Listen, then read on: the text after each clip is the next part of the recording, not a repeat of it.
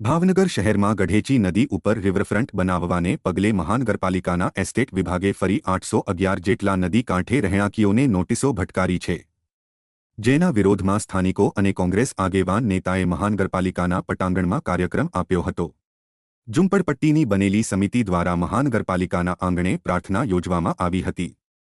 પૂર્વ શહેર કોંગ્રેસ પ્રમુખ પ્રકાશ વાઘાણીએ શાસકો સામે આકરા પ્રહારો કર્યા હતા। આગામી દિવસોમાં ગરીબ લોકોને પગલે કોઈ નિર્ણય નહીં થાય તો ધારાસભ્ય અને કોર્પોરેટરના ઘરે પણ કાર્યક્રમ આપવાની ચીમકી ઉચ્ચારી હતી। તે ઉપરાંત તેમણે દિલ્હીની ચૂંટણી સમયે ભાજપે કહ્યું હતું તેને યાદ કરીને વૈકલ્પિક વ્યવસ્થા આપવા માંગ કરી હતી।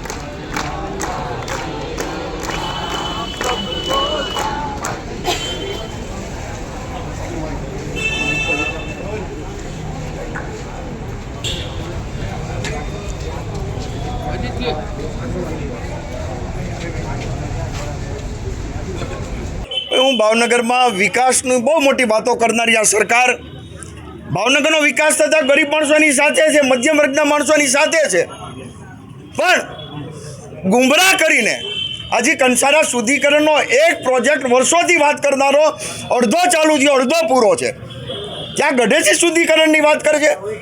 સારું કરતા હોય તો અમે પણ સાથે છીએ, પણ હું એવું માનું 811 જણાને નોટિસ આપવામાં આવી છે। બીજી નોટિસ કે તમારા મકાન પાડી દેવામાં આવશે, એની ઉપર રિવરફ્રન્ટ બનાવવામાં આવશે। મકાન પાડીને રિવરફ્રન્ટ ગરીબ માણસોને